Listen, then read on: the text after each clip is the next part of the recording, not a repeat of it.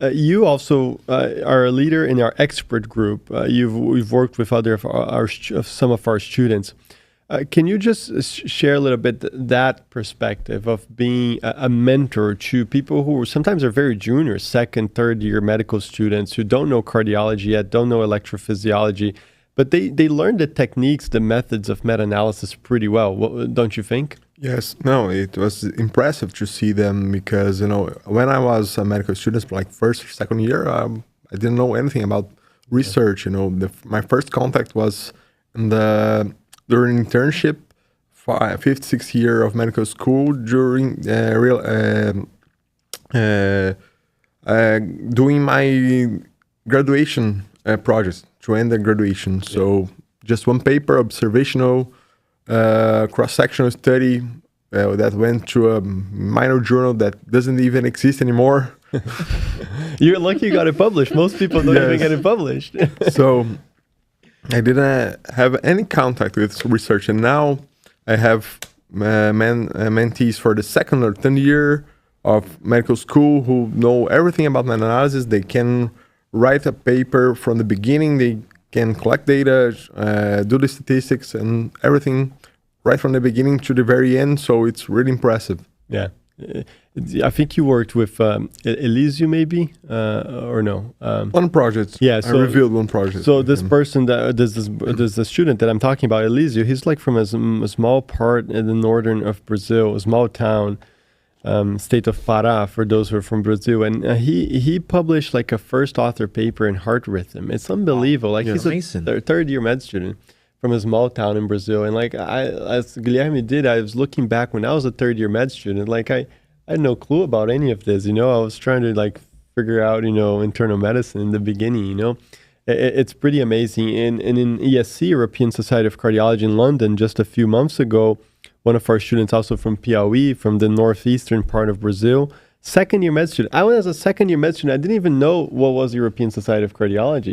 And these kids are there for kids because they're so junior. They're there presenting in these amazing conferences. So it's really incredible what people are able to do. Sarai, how about yourself? Who have you worked with in our community? So it's been really amazing because I have colleagues from India, from Egypt, from Lebanon, from Tunisia. Wow. From Thailand, me from Mexico. So whenever we had to schedule like a meeting, it's a real challenge, right? I had to like look up the schedule, the time zones, and I even have them like saved on my phone to know if I can text them, and I don't want to like be waking them up at 1 a.m. It's been fun, and for sure, this or learning how to do meta-analysis has opened a lot of more doors to more research experiences. Like right now, I'm doing research in San Francisco, and I'm really grateful for that. And also like PIs appreciate they know that you have the knowledge. So that helps a lot for sure. And also I've been getting to meet a lot of amazing people, a lot of amazing doctors, mentors, and it's been amazing. Yeah, there's all the networking behind it too. You mentioned something that we have to highlight here, which is when you're doing the networking that comes from doing research and publications, people, especially junior, when they're very junior, they misunderstand networking. So I think it's important for me to highlight this. If you, I open questions for people on Instagram, and they will ask me questions, and they say like, how do I go to a meeting and do networking? Like people think that networking, again, mostly junior folks, think that networking is like you meet someone at a conference and that person will help you in your career, will help you get an interview, will help you match in a program. But that's not how it works. Networking is a relationship that you have to build. So you may meet someone at a conference, or may meet someone, in your clinical work in the hospital, doing a research fellowship or being a research coordinator. But that networking that's going to work out is the networking that you get stuff done together. Exactly. You have to bring value. The person will mentor you, especially if you're a junior and there's a person who's more senior, like Guilherme working with his students in the Meta-Analysis Academy. But you have to bring value to the table. It's a relationship that has to be built. And when we're in residency, it's a lot of, you get to do that with clinical work because people see you working, internal medicine wards, clinic and all of that. But when you're applying for residency, you have the people in your med school. But if you want to network with someone outside, it has to be for research. There's no other way. And then, like Elise, for example, is working with Guilherme and others because you get the opportunity with meta-analysis to also work with people remotely. Like you're working with people remotely. And in the research fellowship, one of the most powerful things that you can do to cause a good impression, in addition to doing a good job on your assignments, on your responsibility, is, hey, by the way, I also have this other project that I'm working on, and would you like to be involved? We have lots of our students who've built strong networking within their research fellowships by bringing in ideas for research. One of them that comes to mind is Gabriela. She matched into general surgery at Harvard. It's really a historic event. And she did a research fellowship in Harvard, but then she used to work on their projects, and then she used to do a meta-analysis every 3 months, and invite her attendings to participate.